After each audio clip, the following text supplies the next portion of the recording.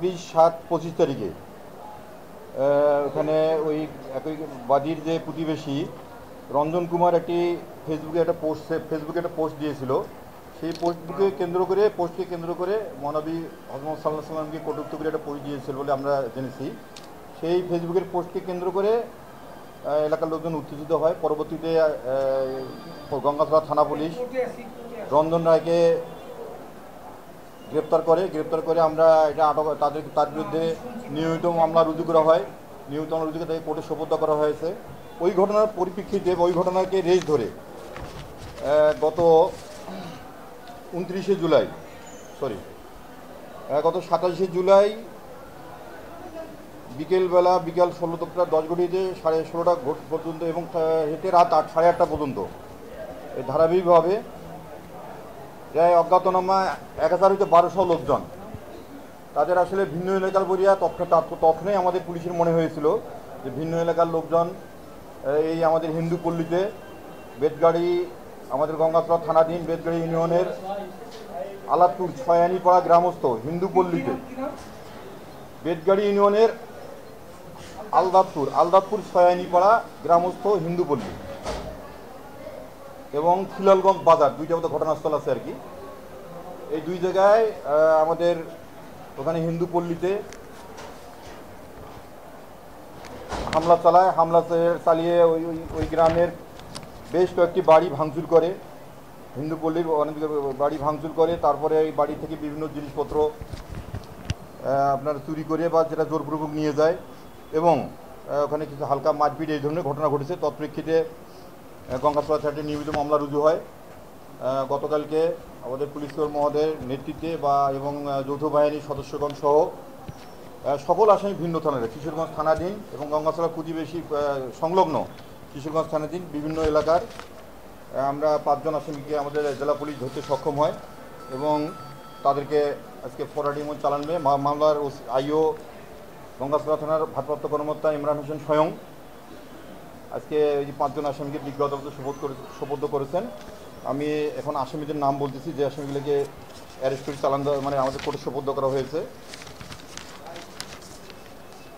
ইয়াসিন আলী 25 বয়স, পিতা মোহাম্মদ লাবলু মিয়া, সাং দক্ষিণ সিংহের গাড়ি মাজাপাড়া।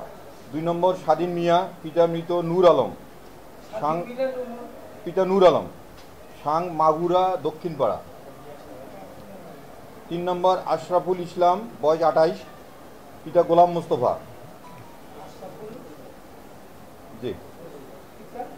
মোস্তফা, সাং হচ্ছে দক্ষিণ চাঁদখানা মাজাপাড়া। 4 নম্বর আছে আতিকুর রহমান আতিক, পিতার নাম মোহাম্মদ মৃত বাবুল খান, সাং সিংহের গাড়ি পাঠানপাড়া, এর বয়স হচ্ছে 28 বছর। 5 নম্বর মোহাম্মদ সাদ্দাম হোসেন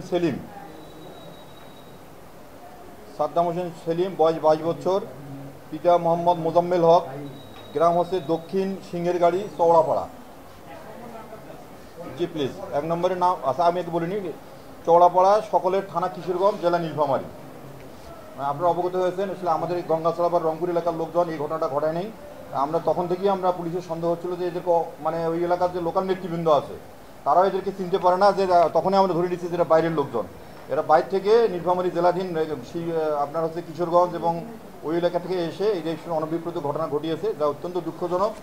আমরা জেলা পুলিশ এবং যৌথ বাহিনী এবং আমাদের জেলা প্রশাসন থেকে যথোপযুক্ত এইটা আইনানুগ ব্যবস্থা নেওয়ার জন্য আমাদের সাঁড়াশি অভিযান অব্যাহত আছে এবং পর্যায়ক্রমে আমরা যে আরও যে এই ঘটনার সঙ্গে জড়িত আছে তাদেরকে গ্রেপ্তার করার জন্য আমাদের অভিযান অব্যাহত আছে।